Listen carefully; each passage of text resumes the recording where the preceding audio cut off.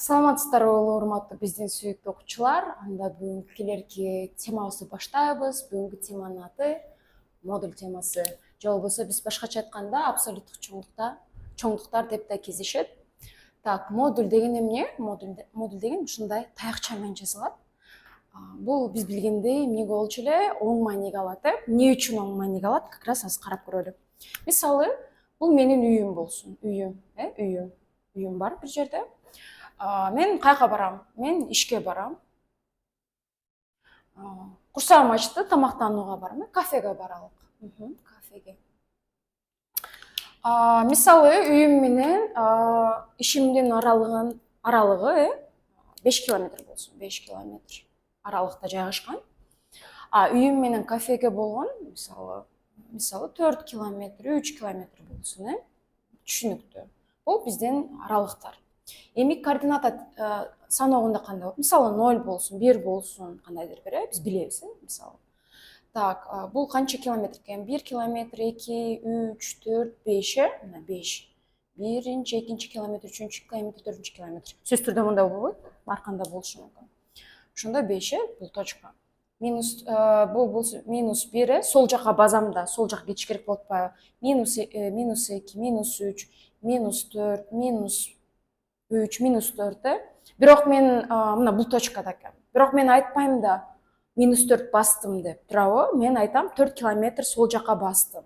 Демек, сол жак деген бизде минус белгиси менен жазылат. Ошол себептен аралыктарды бул минусту эмне кылыш керек? Плюска айландырыш керек. Ошол себептен ушул модуль чоңдугу колдонулат. Демек, бул сол жак 4 километр бастым. 4 километр экенин билип жатам, бирок координатасы минус 4, ошону плюс кылыш үчүн модульдү колдоном. Демек, минус 4, модулю канча? 4. Мынакей, 4. Ошол себептен колдонулат. Эч качан аралык минус боло албайт. Сөзсүз түрдө ал плюс болот, туурабы? Биз базабыз, кыймылдайбыз, биз барабыз, демек плюс болот. Бул жагы деле канча бастым? 5 бастым, Демек, 5тен дагы эмне чыгат? Анда 5 чыгат. Демек, эмне кылсак болот экен? Модульдардан дайыма оң сандар чыгат экен. Эмне үчүн колдонулат? Аралыктарды эсептөө үчүн колдонулат.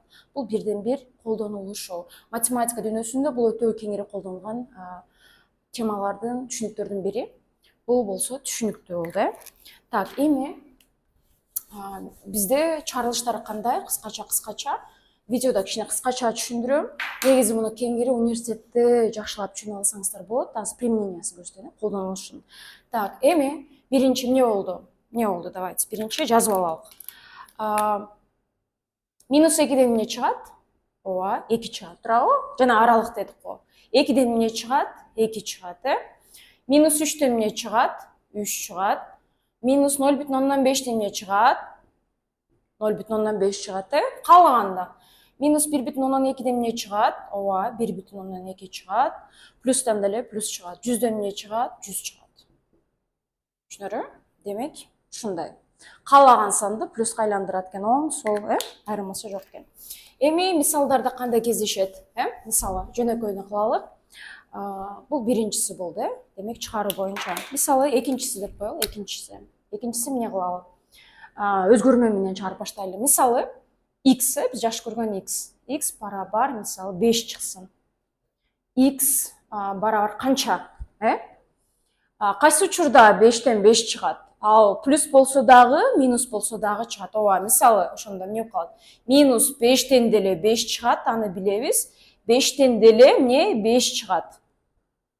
Кайсы сандарды койдук, анан алар 5ке айланды. Мына эң негизгиси 5 чыкты. Бирок кайсы маанилерди койгондо? Биринчи минус 5ти койгондо жана аны 5ти койгондо. Терсин анан оңун койгондо. Демек, x'тер кайсы мааниге ээ болот экен? Демек, минус 5 жана 5, бул эми көптүк. Демек, туура жообу эмне экен? Минус 5 жана 5 экен. Демек, эмне кылсак болот экен? Караңыздар. Бул кандай сан? Оң сан, Оң сан болсо, анда анын плюсу дагы, анын минусу дагы бар экен. Биринчи эреже ушул болсун. Түшүнүктүү, Кичине татаалыраак кылайын. Мисалы, давайте башка тамга менен жазып койсун. А деп жазайын. А кошулган 1 барабар 4 болсун. Дагы бир жолу канча мааниге болот? Минус 4 анан 4. Демек, бул жерге эмне болуш керек? Бұл жерде қайсы маанилер алыныш керек? Минус 4 дағы болуш керек. Туурабы? Минус 4-төн 4 чыгат. Же болбосо эмне? 4 да болушу мүмкүн. 4 чыгат. Демек, жеңил жолу кандай? Ушул жерди минус 4 кылыш керек, жана аны 4 кыла турганда маанилерин табыш керек. Кантип табабыз? Мисалы, а плюс 1 4, Кайсы санга, мына 4 алалы, плюстан баштайын, Кайсы санга 1ди кошсо 4 болот? Ооба, 3, 3. 3 кошу 1 барабар 4. Демек, биринчи мааниси эмне экен? 3 экен. Түшүнөрбү? Мисалы, текшерели мына. 3 кошу 1, ал 4 болот, 4төн дагы 4 чыгат. Бул түшүнүктүү болду. Эми экинчиси эмне кылыш керек? Ал жери минус 4 болуш керек. Ошонун местосы минус 4 болуш керек. Давайте бияка жазайын. А плюс 1 барабар 4 чыгыш керек. Учи минус 4 болуш керек. Карасаңыздар, плюс 1 бар экен. Демек, ал плюс минуска айланыш керек. Ал эмне болуш керек? Минус 4 болуш керек. Демек, минустерден 1ге көбүрөөк болуш керек. Себеби ал плюсту да жок кылыш керек да минуска айландырыш үчүн. Ошол себептен эмне болушу мүмкүн? Бул ордуна минус 5 гана болушу мүмкүн. Себеби минус 5ке плюс 1ди кошсо, минус 4, минус 4төн 4 чыгат. Демек, экинчи мааниси канча экен? Бул 1 деп коеюн. Экинчи мааниси канча экен? Минус 5 экен. Демек, эмне экен? Кайсылар чыкты? 3 минус 5 маанилери чыкты. Демек, түшүнүктүү болду, Демек, ушинтип чыгарып койсок болот экен. Так, мунун деле экинчи жолу бар, смотрите. Буну жазып алга, видеону токтотуп, улам-улам жазып алышыңа керек. Мунун экинчи жолу бар. Например, эгерде плюс-минустан ката кетип жатса, кыйналып жатсаңыздар, жөнөкөй башкача чыгарсак деле болот. Мисалы, давайте, b минус 3 барабар 10. Так, сразу биринчи карайлык. Бул кандай сан? Оң сан. Оң сан. Оң сан болсо 2 чыгарылышы болот. 2 чыгарылышы болот. Чыгарылышы болот. Плюс ана минус чыгып калат. Минус, ар кандай случай болуп калат, көбүнчө плюс минус чыгат. Так, биринчиси деп коелу, биринчиси деп коелу. Бизге эмне плюсу чыгат, мунун ичи эмне болушу мүмкүн? 10 болушу мүмкүн, а минус 10 болушу мүмкүн. Туурабы? Ошондой кылабыз. Биринчи 10го барабарлайын. Демек, муну өзгөртпөйм. Мына караңыз. b минус 3 барабар 10 деп жазып алам. 10 чыгат мага азыр. Ушуну эле b минус 3 барабар минус 10 деп алам. Мына о сандарды коюп атам. Ошол эле сандын плюсу, ошол эле сандын минусу. Теңдеме чыгарасыз, жооптору чыгат. Же болбосо жанагындай алып чыгарсаңыз болот. Чыгарабыз теңдеме b. Бул эмне кылат? Сөз түрдө сол жака өтөт, оң жака өтөт. Эмне менен? Плюс белгиси менен кошууч. b барабар 13. Чындыгында эле текшерсек болот. 13төн 3-тү кемитсеңиз 10, 10дон 10 чыгат, Түшүнүктүү. Муну чыгаралы. Так, b, бул минус 10 турат. Плюс минус 3 өткөндө эмне болуп өтөт? Плюс 3 болуп өтөт, билебиз. Так, b барабар кайсы чоң? Минус чоң. Канчага чоң? 7ге чоң, Же болбосо чоңунан кичинекей кемитип, чоң белгисин коесуз. Чын эле текшерип көрөлү, текшерели. Модулун унутпайбыз, Модулдарын унутпайбыз. Ой, модулун деп коем. Бул чыгарып атпайбызбы? Так, модулун бул жерден текшеребиз. Так, минус 7 минус 3 барабар минус 10. Мына чын эле 10 чыкты.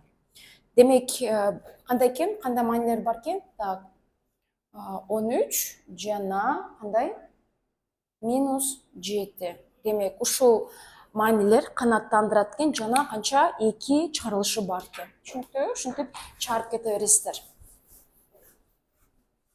Так, мындай кылалык. Эми сөз түрдө эле мындай болушу мүмкүн эмес, татаал деле келе берет. Мисалы, 3-чү деп коеюн, Мисалы, 2x кошулган 1 барабар канча болсун? 7 болсун. Так, канча мааниси бар? Ооба, 2 мааниси бар, 2 чыгарылышы бар. Мунун ичи эмне болот? 7 болот же минус 7 болот, Дагы бир жолу чыгарып коеюн. 2x кошу 1 барабар 7, бул биринчиси. 2x плюс 1 барабар минус 7. Не кыласыз? Өткөрөбүз муну бул жака. 2x барабар 7 минус 1, 2x барабар 6. 2 жерде канча 6? Же болбосо 6-ны эмне 2ге бөлүп коебуз. X барабар 3. 3 экен. 3тү койсок болот экен. Кийинкисин чыгарабыз. 2x өткөзүшүбүз керек да, мына толуктап алдым, себеп өткөрөм деп. -7, бул минус болуп өтөт, унутпайбыз. 2x барабар минуска минус кошулат, минус бойдон калат. -8. X барабар, ортосунда көбөйтүү бар. -8 бөлү 2, x барабар -4. Демек, чарылышы эмне экен? X 3, анан -4 экен. Сөз түрдө мунун эмеси жок, -1 жазылат деген жок, андай жок бизде. Демек, эки чарылыштары бар экен. Суроо жокко деп ойлойм. Сөз түрдө кайталап жазып чарыңыздар. Так, кийинкиси, мисалы 0га барабар болуп калса, мисалы 4 деп коеюн, мисалы а барабар 0 болсун. А канчага барабар? А кандай болуп алат? 0 жөн эле 0 болуп алат. Демек, 0 болуп калса эмне экен? Жөн эле а барабар 0 болот экен. Себеби 0дон 0 чыгат. Демек, 0 болуп калса, бир чарылышы бар экен. Бир чарылышы бар. Түшүнүктүбү? Бир чарылышы бар. Мисалы, сөзүчкө кылып коеюн. Мисалы, x -3 барабар 0. X канчага барабар, 0 болуш үчүн эмне болуш керек? Кайсынан кайсын кемитсең 0 чыгат? Ооба, эмне болуш керек? Мунун тескериси болуш керек. 3төн 3тү кемитсеңиз эмне чыгат? 0 чыгат. Демек, эмне экен? X барабар 3 экен. Себеби мына текшеребиз. 3төн 3тү кемитесиз, 0 чыгат, 0дон 0 чыгат. Мынакей бир чарылышы бар. Бир эле чарылышы бар. 0 болсо бир чарылышы бар, плюс болсо эки чарылышы бар.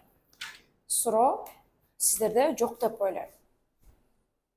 Практикага кылыңыздар сөз түрдө. Так, бешинчиси. Бешинчи деп коеюн. Так, мисалы 2x мейли кошо 5 барабар -3.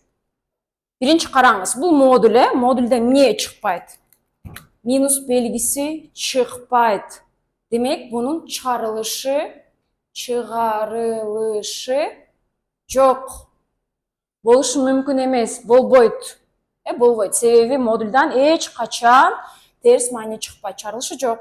Же болбосо орто мисалдарында эмне куру көптүк деп берилет, мындай. Пустой деген. Жок. Андай мүмкүн эмес, туура эмес. Демек, эмне кылдык? Демек, канча? Давайте 6-чы деп коеюн. Демек, биринчи эмне болду? Демек, биринчи мисалы а кошулган 1 барабар мисалы 8, бул эмне? Плюссан, демек канча? 2 чарылышы бар. 2 чарылышы бар. Кайсыга 1ди кошу 8? 7ге. А барабар 7. А барабар, экинчиси ичи эмне болуш керек? -8 болуш керек. -8 болуш үчүн бул -9 болуш керек. Туурабы? Ошондо -8 чыгат. -9. Мына 2 чарылышы бар.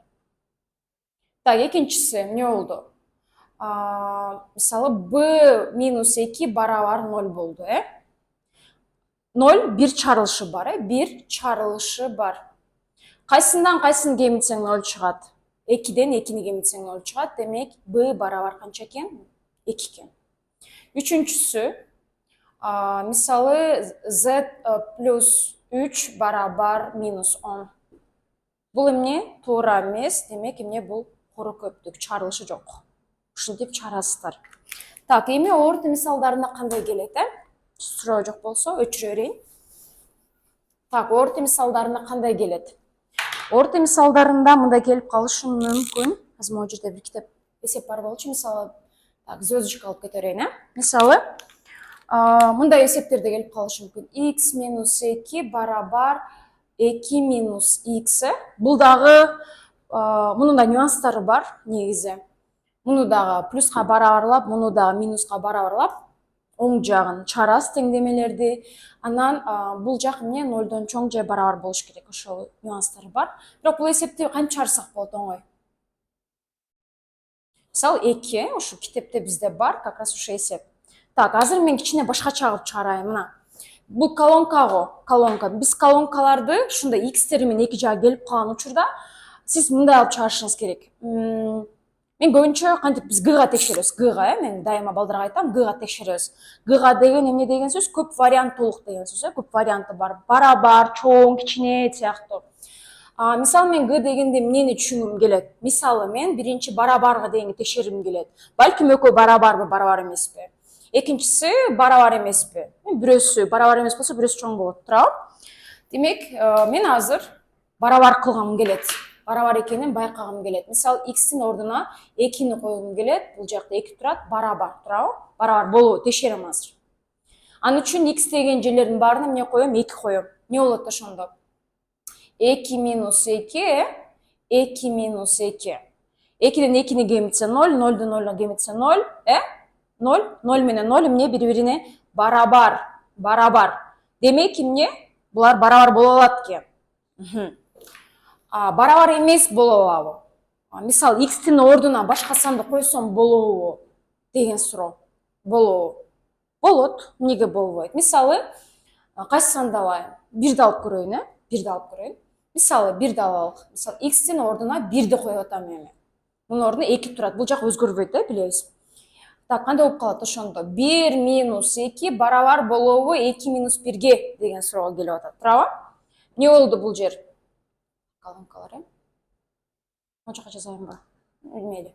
1ден 2-ни кемитсек эмне? Модуль 1, Бул жерде 1. Модуль 1ден эмне чыгат? 1. 1 барабар 1. Көрдүңөрбү? Демек, эмне болуп калды? Биринчисинде барабар болду. Экинчисинде эмне? Б колонкасы чоң болуп калды. Бул эмне дегенди түшүндүрөт? Демек, барабардан башка дагы башка чарылышы бар дегенди түшүндүрөт. Демек, бул эмне экен? Г экен. Түшүнүрбү? Сөз түрү теңдеме эмес, ушинтип чыгарсаңыздар дагы болот. Ушинтип чыгарсаңыздар болот. Дагы бир 2 мисал көрсөтөм. Ошону менен бүгүнкү сабакты жыйынтыктайбыз. Так, кийинкиси мындай болсун. Мисалы, x менен кыла берейин. X жакшы көрөбүз го биз. Так, x дагы бир жол. X минус 5 барабар 13. Так, биринчи колонка. Негизи ушундан башташым керек болчу экен. X чоңбу? Же 8 болсун. 8 чоңбу? Деген суроо болсун, кандайдыр бир сан. Карайбыз, эмне? Плюс. Демек, канча белгиси бар? 2 белгиси бар, плюс минус 2 чарылышы бар, кечиресиз. Чарабыз, биринчисин кантип чарабыз? Кайсы сандан 5-ти кемитсе 13 чыгат? 18ден, Демек, x барабар канча? 18. Бул жак 8. Кайсы чоң? 18 чоң. Туурабы? Эми экинчисин, например, чара албай калдык. Мына мунун ордуна 18 коюп атам, 5-ти кемитсем 13 чыгып атат. Эми бул жерде эмне болуш керек эле? Бул жак 18 же минус 18 болуш керек, Жок, түшүнбөй атам, чара албай атам.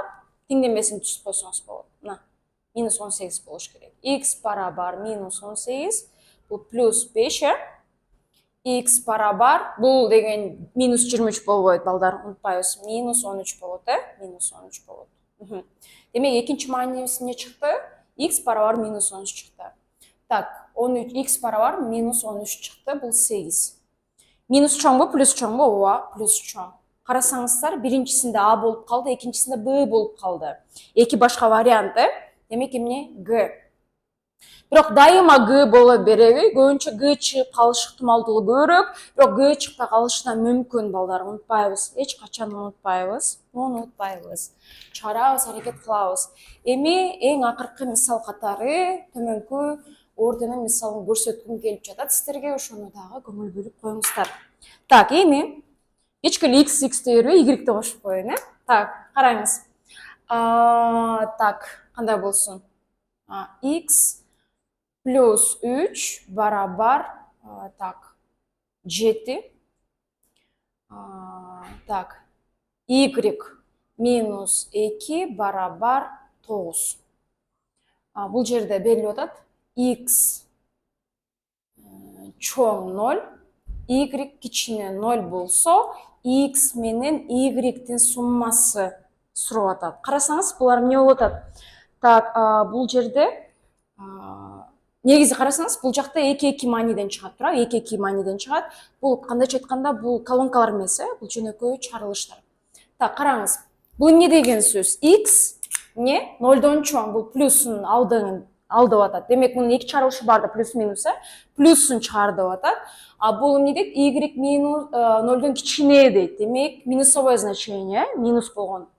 Демек, мұны чарам. Не деп атат? Плюсын алдық. Демек, бұны плюс бойдан қалтырам деген сөз жөнелі. X талам, плюс 3 дейм. Эч қачан еш өзгөрбөйт балдар. Модуль еш қачан өзгөрбөйт. Өзгөрсө бұл жағы өзгөрөт. Плюс минусын тауыш үшін эле. Так, бұны плюс бойдан қалтырам. Себеби ада плюс тұрады, түшүнөрү? Так, қанша 3-ті қошса 7. 4-ке, жоқ, бұсы чарпайлы. 7 минус 3, x барабар 4. Таптық, x барабар 4 кен. Так, эми мұның минус 7 деген істі бар болчу, бірақ бізге аға керегі жоқ, азы, пока керегі жоқ. Егер де мұндай берілбесе, анда барын табасы деген сөз. Так, бұның несін табасыз? Минусын табат кенсіз. Y минус 2 барабар минус 9. Минус деп атат. Кичине деп атат. Y барабар минус 9 плюс 2, Y барабар минус 7. Мынаки 2 чарылышын таптық. Не дейт? X-ке Y-ті қошуңыз дейт. X қошу Y дейт. X-ке 4-ті қошам, қошу, бұл жағы минус 7. Қандай болот? Сөз түрде минус чоң, Сондықтан минусты қойыз. 7-ден 4-ті кемітсек, минус 3. Тура жауы минус 3. Демек бұл А, Б, В, Г, Д ана варианттары болады. Шындай түрде келіп қалышы мүмкін. Егер де мұндай түрде келсе, демек ал екінші бөлікте келеді деген сөз. Егер де жаңағындай бөліктер келсе, демек ал бірінші бөлікте келеді деген сөз. Так, давайте емістерге нені тапшырма, 3-4 тапшырма жазам. Сөз түрде үйден шығарып, практика алып қойыңызса, үй іші.